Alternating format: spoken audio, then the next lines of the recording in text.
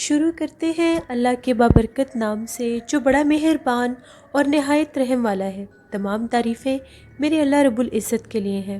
السلام علیکم لسنرز، میں ہوں آپ لوگوں کی ہوسٹ نوشین، اور میں اپنے چینل پر اپنے سبھی سننے والوں کو بہت خوش آمدید کہتی ہوں۔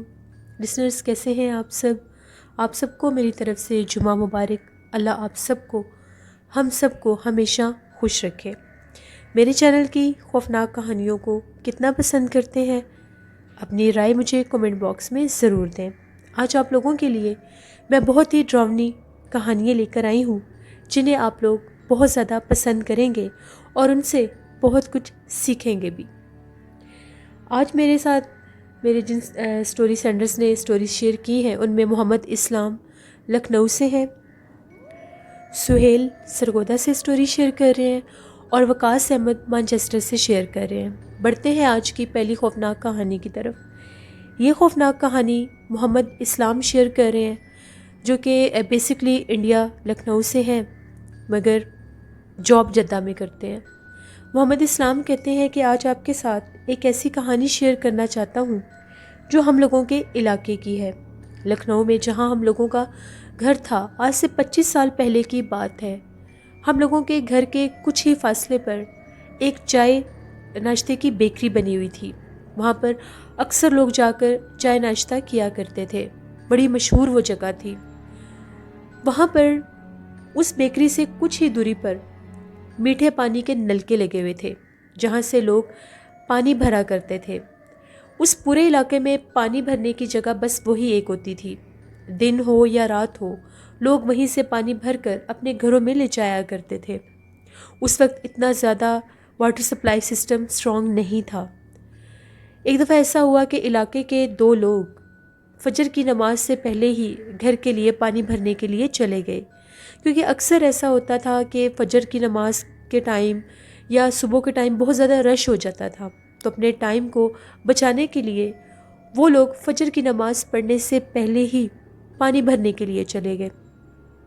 جیسے وہ لوگ ان نلکوں کے قریب پہنچے، وہاں پر ان لوگوں کو اس طرح سے آواز آئی جیسے کوئی اس پانی کو استعمال کر رہا ہے، شاید جیسے کوئی غسل کر رہا ہو۔ انہیں یہ لگا کہ ہو سکتا ہے علاقے کا ہی کوئی شخص ہو، تو ہم تھوڑا سا انتظار کر لیتے ہیں۔ وہ لوگ اس سے تھوڑا سا فاصلے پر کھڑے ہو گئے اور آپس میں باتیں کرنے لگ گئے۔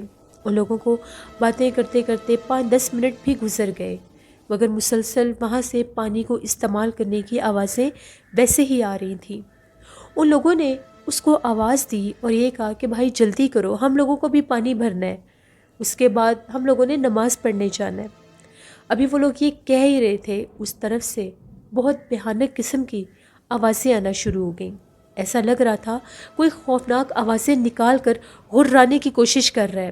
وہ لوگ بہت زیادہ حیران ہوئے کہ یہ کیا ماجرا ہے، ابھی تو یہاں پر کوئی پانی استعمال کر رہا تھا، اب یہ کس قسم کی آوازیں آنے لگی ہیں۔ ان لوگوں نے یہ کہا کیوں نہ ہم لوگ آگے جا کر دیکھتے ہیں کہ وہاں پر کیا ہے۔ جیسے وہ لوگ آگے بڑھے، ان میں سے ایک تھوڑا سا زیادہ پاس چلا گیا۔ اس نے دیکھا کہ وہاں پر ایک بہت ہی بھیانک خوفناک مخلوق تھی جس کا چہرہ بہت زیادہ بھیانک تھا، بہت ڈراؤنا چہرہ تھا اس کا، اور دیکھتے دیکھتے اس کا قد بہت زیادہ دراز ہو گیا۔ جب ان لوگوں نے اپنی آنکھوں سے یہ سب دیکھا، ان میں سے جو پیچھے والا تھا وہ تو وہیں سے بھاگ گیا، اور جو وہاں پر جو بالکل قریب جا چکا تھا وہ وہیں پر گرا اور بے ہوش ہو گیا۔ جیسے ہی فجر کا ٹائم ہوا، روشنی ہوئی، سب لوگوں نے اس آدمی کو بھی وہاں سے اٹھایا اور اس کے گھر لے کر گئے۔ وہ بہت زیادہ خوفزدہ تھا۔ اس بات کے بعد اس جگہ کو لے کر بہت زیادہ لوگوں میں خوف بیٹھ گیا۔ کوئی بھی رات کے اندھیرے میں وہاں سے پانی بھرنے نہیں جایا کرتا تھا۔ پھر وقت گزر گیا، وہاں سے وہ بیکری بھی ختم ہو گئی، وہ جو نلکے جہاں پر لگے ہوئے تھے وہ جگہ بھی ان لوگوں نے ختم کر دی۔ وہاں پر پھر واٹر سپلائی سسٹم دوبارہ سے سارا نیا بنا۔ اب وہ جگہ آج بھی وہاں پر موجود ہے۔ آج بھی وہاں پر لوگوں کے ساتھ کچھ نہ کچھ واقعات ہوتے رہتے ہیں، چاہے وہ سارا سسٹم ختم ہو گیا لیکن وہ جگہ آج کے دور میں بھی، آج کے دن تک بھی پوزیسڈ ہے۔ وہاں سے کوئی بھی گزرے، وہاں سے رات کے ٹائم خاص طور پر کوئی بھی گزرے تو وہاں پر کوئی نہ کوئی مخلوق اس انسان کو ضرور ڈراتی ہے۔ یہ ہم لوگوں کے علاقے کی ایک کہانی تھی جو میں آپ کے ساتھ شیئر کرنا چاہتا تھا۔ بہت شکریہ محمد اسلام آپ کا، آپ نے اسٹوری ہمارے ساتھ شیئر کی۔ لسنرز، جو بھی ایسی جگہ ہوتی ہے جو آسیب زدہ ہوتی ہے، چاہے وہاں پر جو بھی بلڈنگ ہو، کوئی بھی جگہ ہو، اس کو ختم کر بھی دیا جائے تو وہ اثرات نہیں جاتے جب تک ان اثرات کو وہاں سے نہ بھیجا جائے۔ اور ہر کوئی ایسی جگہوں پر نہیں جاتا کہ ان اثرات کو وہاں سے ہٹا سکے۔ بعض جنات بہت زیادہ اسٹرانگ ہوتے ہیں، وہ انسان کے بھیجنے سے بھی نہیں جاتے، اور اگر انسان کوشش کرے ان کو بھیجنے کی تو وہ انسان کو جانی نقصان دے دیتے ہیں۔ اب جب وہاں کے لوگوں کو اس چیز کا آئیڈیا ہو چکا ہے کہ وہ جگہ آسیب زدہ ہے، وہاں پر جنات ہیں، تو میرا یہ ماننا ہے کہ ان لوگوں کو وہاں پر جانا ہی نہیں چاہیے، اور جب وہاں سے گزریں تو آیت الکرسی اور درود پاک پڑھ کر گزریں۔ بڑھتے ہیں ایک اور خوفناک کہانی کی طرف۔ یہ خوفناک کہانی سہیل شیئر کر رہے ہیں سرگودا سے۔ سہیل کہتے ہیں کہ میں آپ کے ساتھ ایک بہت ہی ڈراؤنی کہانی شیئر کرنا چاہتا ہوں۔ یہ کہانی آج سے 10 سال پہلے کی ہے۔ میں جاب کیا کرتا تھا، اکثر کبھی کبھار میں لیٹ بھی ہو جایا کرتا تھا۔ کبھی کبھار تو مجھے کوئی کنوینس مل جاتی تھی، لیکن جب میں بہت زیادہ لیٹ ہو جاتا تھا تو مجھے پیدل گھر آنا پڑتا تھا۔ میں مارکیٹ میں ہی ایک شاپ پر ایز اے سیل مین کام کیا کرتا تھا۔ ایک دفعہ عید کے کچھ دن تھے تو رش کی وجہ سے کافی لیٹ ہو گیا میں، تقریباً رات کے 2-2:30 بج گئے ہم لوگوں کو سارا وائنڈ اپ کرتے کرتے۔ جیسے میں باہر نکلا پورا بازار بند تھا، دور دور تک کوئی بھی نظر نہیں آ رہا تھا۔ اکا دکا لوگ تھے جو اپنی شاپس ہم لوگوں کی طرح بند کر کے جا رہے تھے۔ میں نے بہت کوشش کی کہ مجھے کوئی آٹو رکشہ یا کوئی کنوینس مل جائے، مگر کوئی بھی نہیں تھا۔ ابھی بہت زیادہ سردیاں سٹارٹ نہیں ہوئی تھیں، اکتوبر کا مڈ تھا، لیکن رات کے اس پہر تھوڑی تھوڑی سردی محسوس ہوتی تھی۔ میں مارکیٹ سے نکلا اور میں ایک بازار کا ہی حصہ تھا، اس سائڈ سے اپنے گھر کی طرف جا رہا تھا۔ اب وہ جو روڈ تھا وہ سیدھا ہم لوگوں کے گھر کی طرف ہی جاتا تھا، لیکن وہ جو روڈ تھا وہ بہت سنسان رہتا تھا۔ دن کے وقت بھی وہاں پر آمد و رفت کم ہوتی تھی، وہاں پر گھر تو تھے لیکن وہاں پر ایک اسکول تھا۔ اس اسکول کے بارے میں یہ مشہور تھا کہ وہ اسکول جو تھا وہ آسیب زدہ تھا۔ وہ کرسچن کمیونٹی کا وہ اسکول تھا، کرسچن اسکول تھا وہ، تو وہاں پر بہت زیادہ جنات لوگ دیکھتے بھی تھے، بچوں کو دورے بھی پڑتے تھے، لڑکیاں بیمار ہو جاتی تھیں۔ بڑا عرصہ وہ اسکول چلتا بھی رہا۔ پہلے وہ اسکول بہت زیادہ مشہور تھا، میں اسکول کا نیم آنیئر نہیں کر سکتا۔ وہ جو اسکول تھا وہاں پر ایک حادثہ ہوا تھا کہ وہاں کا جو چوکیدار تھا اس کی فیملی بھی اس کے ساتھ اس اسکول میں رہتی تھی۔ وہ اسکول گورنمنٹ اسکول تھا اور بہت بڑا اسکول تھا۔ وہاں پر ایسا ہوا کہ وہ جو چوکیدار تھا اس کی بہن کو جنات کا کچھ اثر ہوا اسکول سے ہی، اس کو دورے پڑنے لگ گئے۔ وہ بڑی عجیب و غریب حرکتیں کرتی تھی، کبھی وہ اسکول سے نکل کر بھاگ جاتی تھی، لوگ اس کو ڈھونڈ ڈھونڈ کر واپس لاتے تھے، پھر ان لوگوں نے اس کو باندھنا شروع کر دیا، وہ لوگ اس کو باندھ کے رکھتے تھے۔ اس کے باوجود وہ رات کے ٹائم آزاد ہو جاتی تھی، کبھی وہ اسکول کی دیواروں کے اوپر بھاگتی تھی، کبھی ان بند کلاسوں میں بھاگتی تھی، بچوں کو ڈراتی تھی۔ ان لوگوں نے تنگ آ کر اس کو ایک کمرے میں قید کر دیا تھا، اس کمرے کے اندر ہی اس کی جان نکل گئی تھی۔ جب سے وہ لڑکی وہاں پر مری تھی اس کے بعد وہ اسکول اس حد تک آسیب زدہ ہو چکا تھا کہ وہ مرنے کے بعد بھی اس کی آوازیں، اس کی چیخیں، اور کبھی کبھار وہ لوگوں کو وہاں پر نظر بھی آتی تھی۔ وہاں کے جو اسٹوڈنٹس تھی ان کا یہ ماننا تھا، وہ کو ایجوکیشن اسکول تھا 8 اسٹینڈرڈ تک، وہاں کے جو اسٹوڈنٹس تھے ان کا یہ ماننا تھا کہ جب بھی ہم لوگ، جہاں پر چوکیدار کا وہ گھر تھا اس سائڈ پر ہی ہاسٹل کی بھی بلڈنگ تھی، اس سائڈ پر جیسے ہی ہم لوگ جاتے ہیں تو ہم لوگوں کو وہاں پر کسی کے رونے کی آوازیں آتی ہیں۔ جب ہم لوگ غور کرتے ہیں تو کبھی وہ درختوں کے پیچھے سے اپنا چہرہ دکھاتی ہے اور غائب ہو جاتی ہے، اور کبھی وہ ہم لوگوں کو ہاسٹل کی گیلریز میں نظر آتی ہے۔ پہلے لوگوں نے یہ سمجھا کہ یہ وہم ہے، یہاں پر جیسے ایک لڑکی کی ڈیتھ ہو چکی ہے اس وجہ سے شاید یہ ہو رہا ہے، لیکن یہ معاملات جب بہت زیادہ سنگین ہو گئے، جب لڑکیوں کو باقاعدہ دورے پڑنے لگ گئے، تو اس کے بعد لوگ ڈرنا شروع ہو گئے۔ آہستہ آہستہ لوگوں نے وہاں سے بچوں کو نکلوانا شروع کر دیا۔ اس اسکول کو لے کر وہ جگہ بہت ہی زیادہ مشہور ہو گئی تھی، آسیب زدہ۔ لوگ شام ہوتے اس سڑک سے گزرتے بھی نہیں تھے۔ وہ اسکول بہت بڑا تھا، سامنے نظر آتا تھا، اور اس کا گیٹ اس قسم کا تھا کہ اندر ساری بلڈنگ تھی، درخت بھی تھے، اور جو گیٹ تھا اس کے آگے وہ آئرن راڈز لگے ہوئے تھے، یعنی آپ باہر سے کھڑے ہو کر اندر اسکول کی بلڈنگ کو دیکھ سکتے تھے۔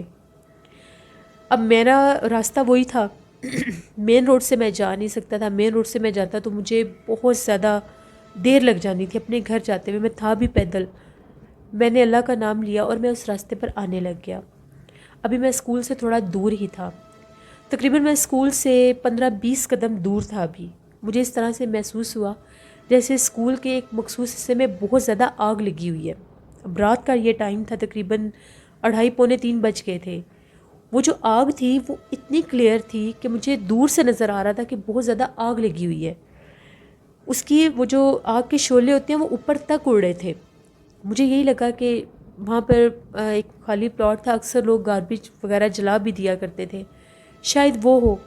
جیسے میں اس کے قریب آتا گیا, اسکول کے بالکل قریب آتا گیا, وہ آگ بجھ گئی. وہ آگ غائب ہو گئی.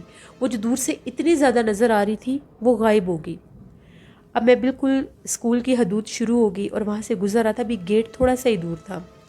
مجھے اس طرح سے محسوس ہوا کہ گیٹ کو کوئی زور زور سے ہلا رہا ہے.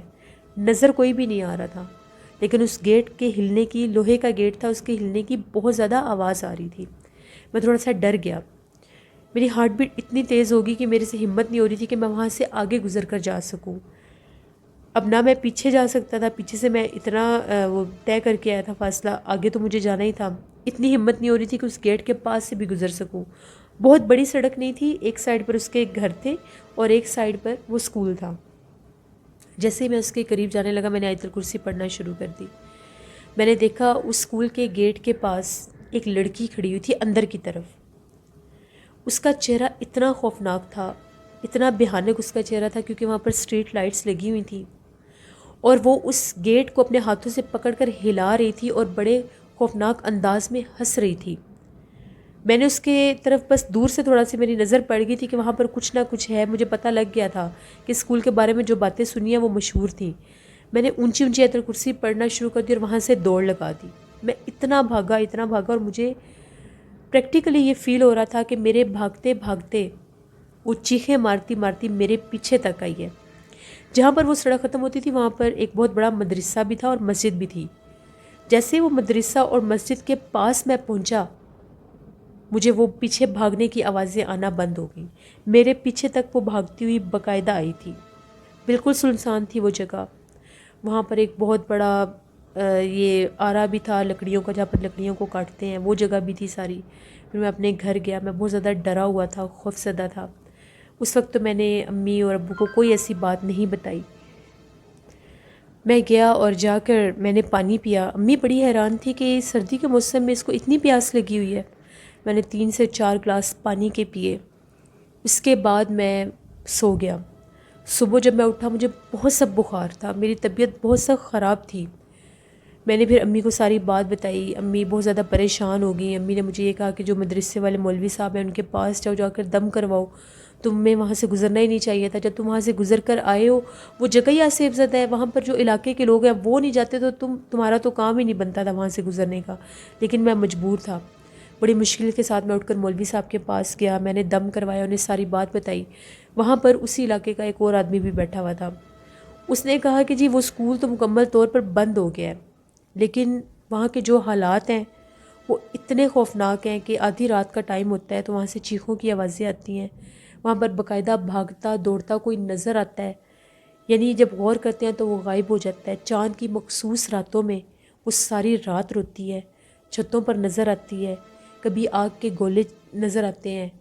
اور اسکول میں باقاعدہ رات کے ٹائم وہ جو اسکول بیل بجتی ہے, جو بریک بیل ہوتی ہے, اس کی بھی آوازیں آتی تھی.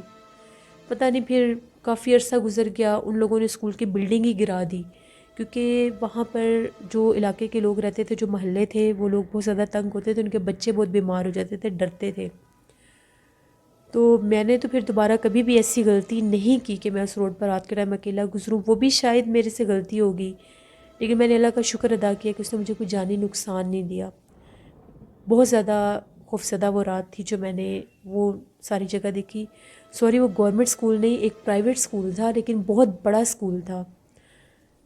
تو پھر وہ بند ہو گیا اسکول. یہ میری زندگی کی ایک کہانی تھی جو میں نے آپ کے ساتھ شیئر کی.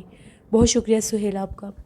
اس طرح انسان غلطی خود کرتے ہیں. جب آپ لوگوں کو پتہ ہوتا ہے کہ ایک جگہ آسیب زدہ ہے, ایک جگہ مشہور ہو چکی ہے کہ وہاں پر جنات ہیں, لوگوں نے دیکھے ہیں, لوگوں کے ساتھ ایسے ایکسپیرینس ہو چکے ہیں، پھر یہ سوچنا کہ اللہ کا نام لے کر گزر جاتے ہیں، کچھ نہیں ہوگا۔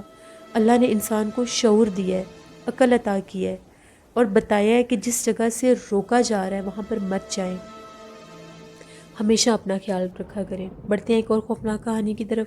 یہ خوفناک کہانی میرے ریگولر سٹوری سینڈر وقاص احمد شیئر کر رہے ہیں۔ بہت سے لوگ کہتے ہیں ڈیلی وقاص احمد کی سٹوری شیئر کرتی ہیں۔ جی، وقاص احمد میرے ریگولر سٹوری سینڈر ہیں، وہ مختلف لوگوں سے سن کر، مختلف ویب سائٹ سے میرے لیے سٹوری، میرے چینل میں پارٹیسپیٹ کرنے کے لیے سٹوری شیئر کرتے ہیں۔ آپ لوگ ان کی سٹوریز کو انجوائے کیا کریں۔